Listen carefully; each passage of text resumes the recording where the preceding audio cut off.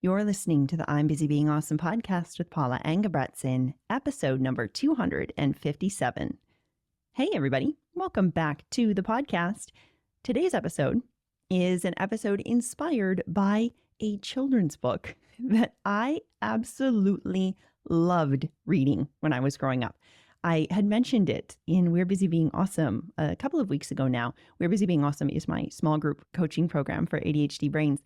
And I had mentioned it and said that I was thinking about doing a podcast episode on it and that I've been thinking about doing one for a very long time.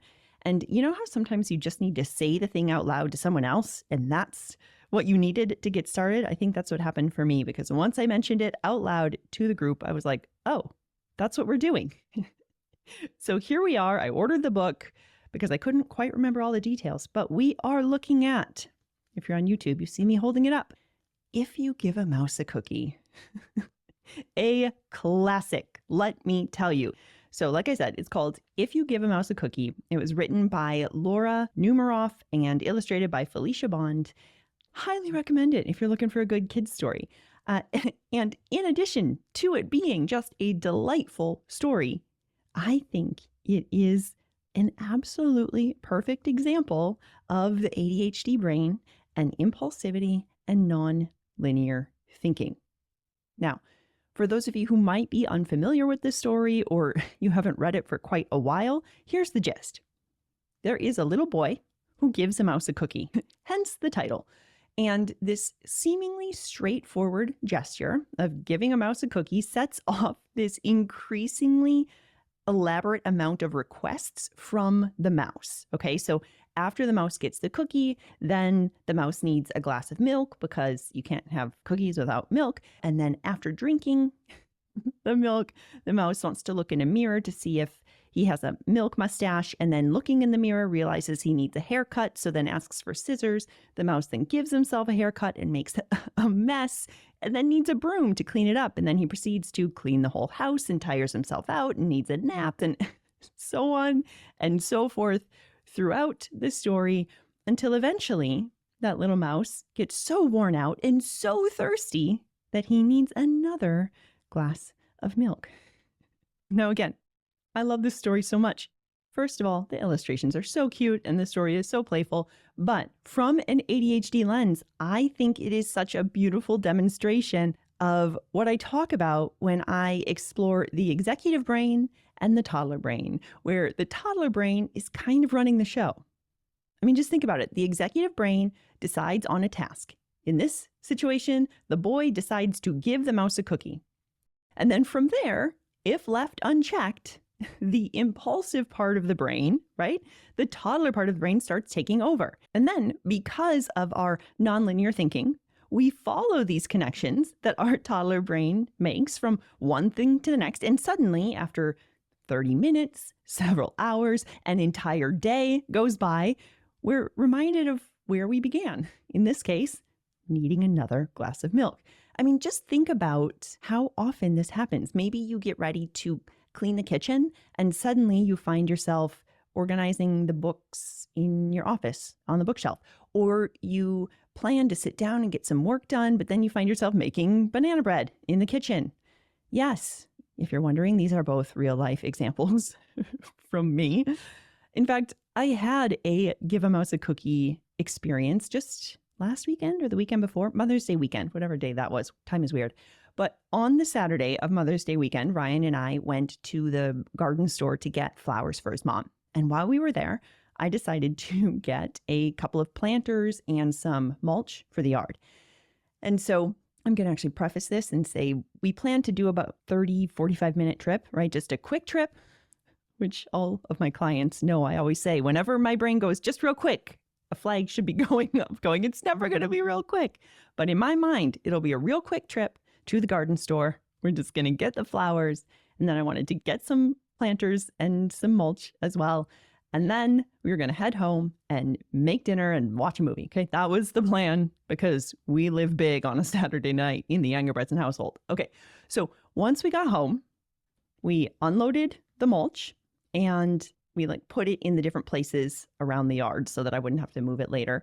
And then I thought, I might as well real quick just open up the bags and spread the mulch. Since I'm in motion, I might as well just stay in motion because that's easier for me. So then I quickly cut open the bags, spread out the mulch, went and got a rake, was raking it all around, spreading it out. And then I went, oh, I did just get a couple of bottles of dandelion spray. Maybe I better just quickly use that because they're starting to grow all over in the spring. I'm going to just spray the yard quick. And then, we should really hang up these planters because we just got them. And so I had to go find the hooks and hang them up. And then, of course, from there, I realized, well, we have to water them. So I better go hook up the hose to the house because it's still spring and we haven't turned the water on yet because it's cold here. And so I turn on the water and then go hook up the hose and then go water the plants. And then my brain goes, well, since the hose is already unwound, you might as well go fill up the hot tub. So I did that. And all of a sudden, this quick 30 to 45 minute trip is 2.5 hours later. And we got an incredible amount done, but it was not the plan. And I definitely turned into Give a Mouse Cookie. But here's the deal. I'm not mad about it. And I don't want to put down this nonlinear approach at all, because I think there are times when we can really use it to our advantage. I think there are times when we can lock in and get such a remarkable amount of things done, especially if we don't have other pressing things to prioritize and we actually have the energy to do it. Oh my word, the amount of things that our brains can get done in a short amount of time is just amazing. You all know what I'm talking about, right? When we have that momentum behind us and we are in motion and we have nowhere else to be, I love it. I knew for myself that, taking into account this planter and mulch situation, if I had let those things sit for quote unquote later, they would have turned into very heavy shoulds on my task list. I would have been telling myself I need to get to them. You got the mulch, you got to get out and do it. And I would make it such a big thing that it's going to take forever.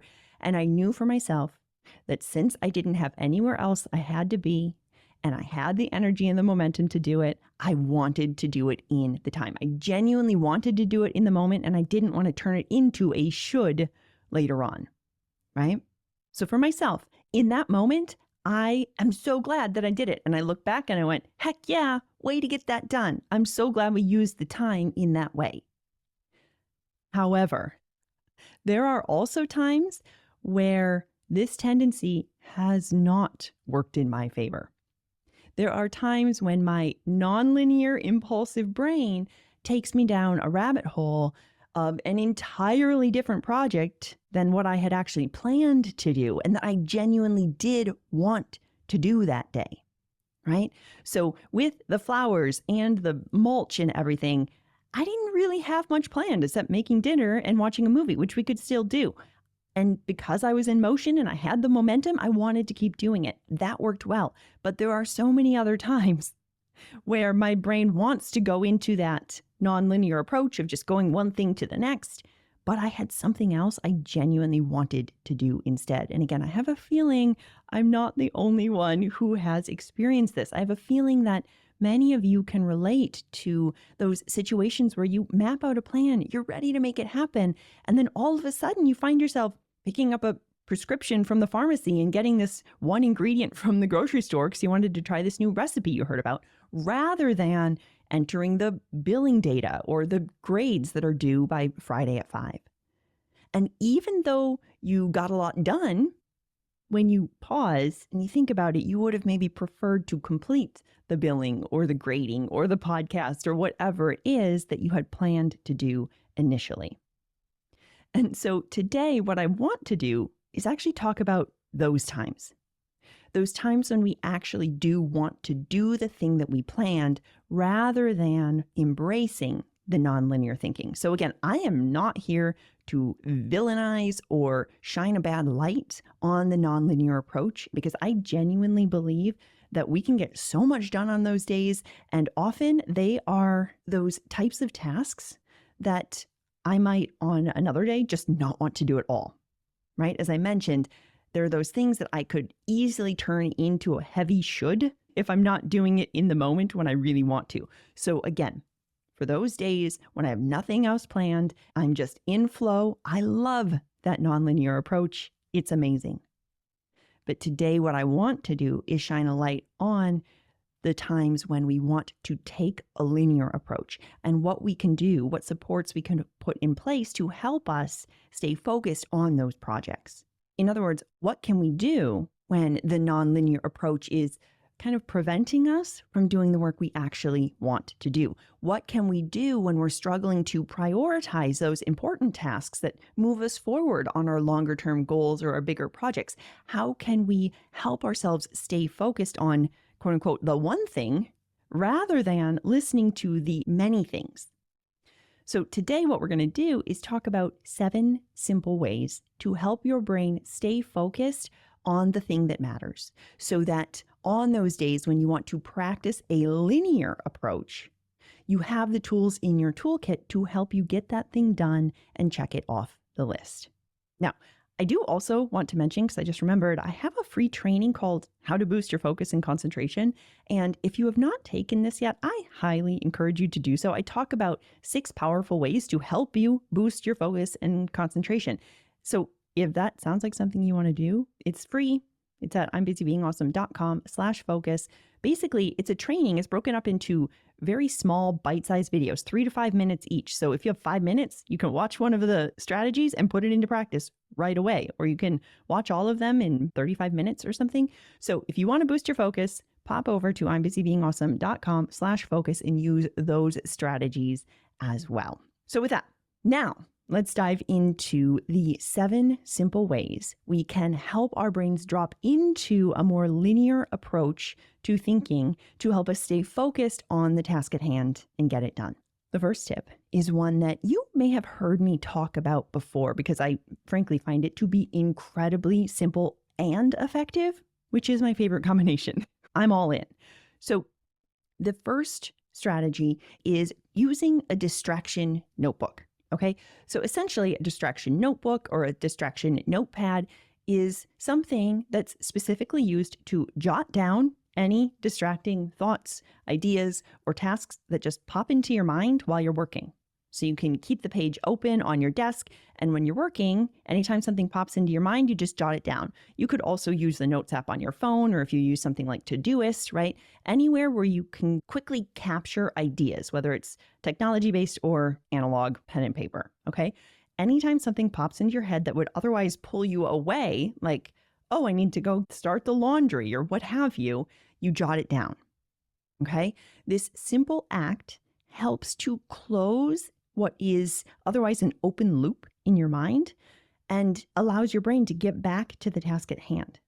Otherwise, if you don't do anything about it, if you just go, yeah, I know, I'm going to start the laundry in an hour or so, your brain wants to hold on to that because, again, our short-term working memory is not great. So the brain is really worried, genuinely, that it's going to forget, because it might. We probably have a lot of evidence that it has in the past. So the brain's like, no, we can't forget. Don't forget the laundry. Don't forget the laundry. Don't forget the laundry. And because it keeps going and going, we can't focus on anything else until we go do the laundry. Okay? But when we write it down, we go, don't worry, brain, I've got you. I'm writing it right here. And then once we finish XYZ task that I'm doing right now, we will go do the laundry. I've got you. Okay?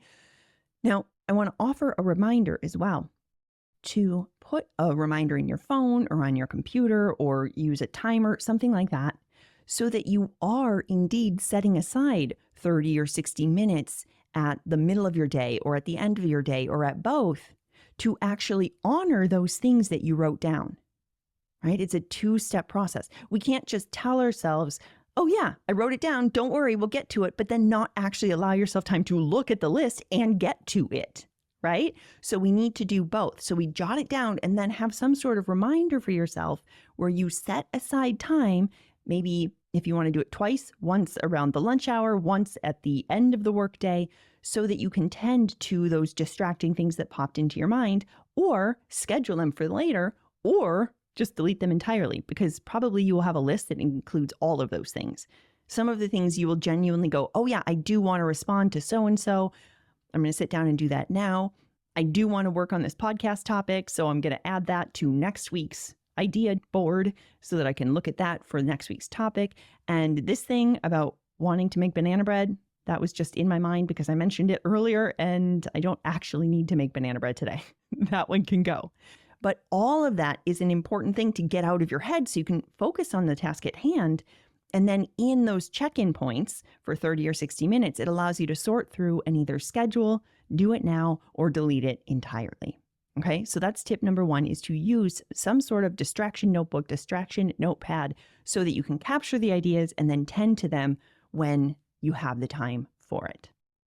Tip number two is to use task-specific playlists.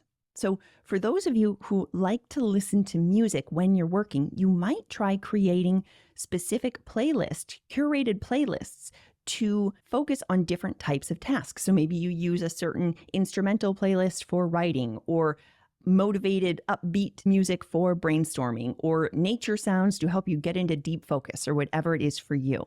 As you know, I am a huge fan of brain.fm, which actually has specific playlists with certain beats that help you drop into whatever type of focus you need, whether it's deep work to help reinforce intense focus, whether it's motivation music to help enhance your drive and your concentration, whether it's creative work that you're doing and help you with ideation and expression, whether you're learning and you want to listen to music that helps with knowledge retention, or if you're reading for long periods of time. And then they have music for light work. So if you're doing smaller tasks that you want to do in a quick order. Okay, so whatever you do, whether it's using curated playlists that you create and your brain starts to associate, oh, this instrumental playlist is for writing and this upbeat playlist is for idea generation. Or you use something like brain.fm that has the different playlists curated to help your brain lock into the different flow states. Either one can be really supportive to help you focus on the specific thing at hand, the project that you're doing, the task that you want to do. Okay. And if you want to give brain.fm a try, I'll include a free 30-day trial in the show notes as well. So you can just tap through there and try it out. Otherwise, you can go to brain.fm/I'm busy being awesome, all one word, and get that 30-day free trial as well. Okay. Tip number 3, creating focus zones. So creating different focus zones in your space can be an interesting way as well to help you lock into the task at hand. Now, this might not be as available for people who maybe go into the office and you have one specific space where you can work, but I do think it's a fun option to play with, and you may be able to figure out ways you can do it in the office as well. But essentially, what I'm talking about is creating or designating specific areas of your home or where you work for different types of activities. For example, maybe you have an area where you do your focused deep work, or maybe you have an area that's dedicated to creative brainstorming, or you have a specific space in your home that is for break and relaxation, and you never do work there. Physically moving between these different zones can help to reset your mind. Remember, as ADHD brains, we tend to struggle with transitions. So sometimes when we physically shift from one location to the next and our brain starts associating those different locations with different activities, it can help us drop into them more easily. Okay? For example, when I was in grad school, I did all of my writing for my dissertation and then after for my book at my desk at home. So my home desk was for writing. But then I did all of my studying for my coursework and my general exams and things in the seminar room at school. So before class, after class, all the time, I was in that seminar room studying. My brain had an easier time associating studying for the courses and my general exams and things in the seminar room. And then I would do all of my writing. My brain was trained to do all the writing in my office at my desk.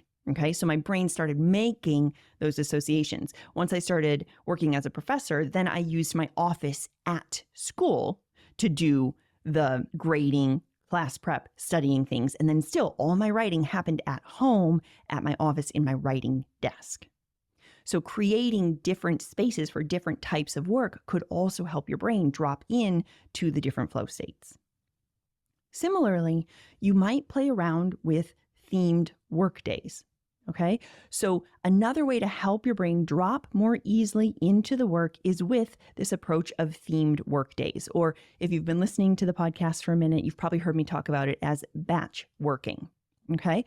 Essentially, this looks like assigning different themes, different types of work to different days. So meeting Mondays, writing Wednesdays, financial Fridays.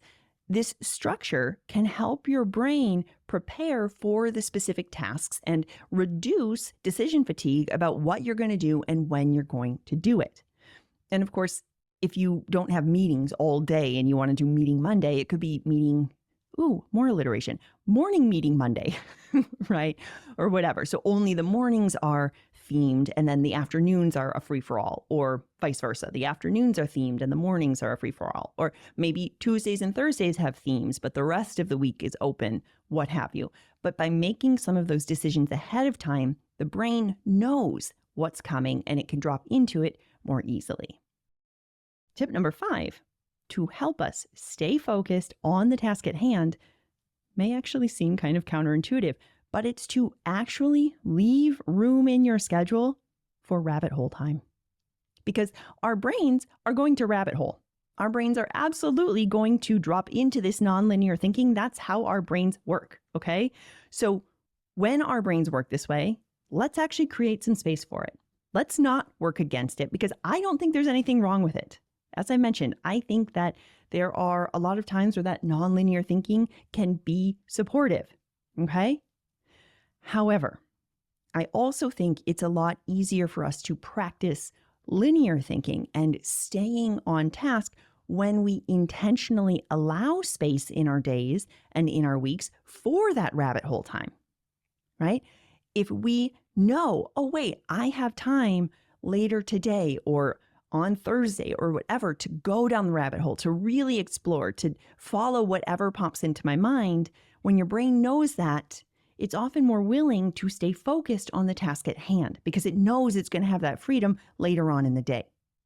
So tip number 5 to help you stay focused is to also allow yourself the space to go down that rabbit hole, to do the extra research, to bounce from one thing to the next. I am telling you, when I started giving myself this with intention, when I started allowing space intentionally in my schedule for that, it was so freeing and made it so much easier to stay focused. I stopped fighting myself to stay focused and was able to drop into focus so much longer because my brain knew, oh yeah, we get to look at that later. We get to go down that rabbit hole later. I left time for it. So I started to trust myself to do that. Now, did this take practice? Yes. Did I fight myself knowing that I had to leave distraction time? Yes. But once I got into acceptance and practiced it and really built it into my schedule, it became entirely freeing and allowed me to drop into focus more easily. Number 6 is to use sensory anchors. So I love the idea of sensory anchors to really help bring us back and ground us in the thing we are doing. Now, when I say sensory anchor, honestly, it's basically a different way to say a fidget, but I like the idea of a sensory anchor because it really helps to stress the importance of using your senses to help ground yourself in the moment. So maybe it's a squishy stress ball with like a fun texture, or a smooth worry stone, or even a textured piece of fabric, maybe something that's really soft or something. Having it to hold in your hand and to engage your senses can help bring you back into the moment when you notice that your attention wants to wander and drift. So using different types of sensory anchors can help bring you back and stay focused on the project or the task at hand. And then finally, we have tip number 7, which is storyboarding your tasks and projects. Now, this might sound really strange. Your brain might be like, what? What are you talking about storyboarding your projects? So essentially, what I'm saying here is creating a visual representation of what you're going to do throughout the day. So what are the different steps and what is it actually going to look like? Now, your brain might be thinking, Paula, is this just a sneaky way of getting me to break down my tasks? Are you literally telling me this again? Yeah, kind of. But also there's a twist to it, okay? I think there is a lot of power in visualization. when it comes to visualizing and literally seeing the task at hand.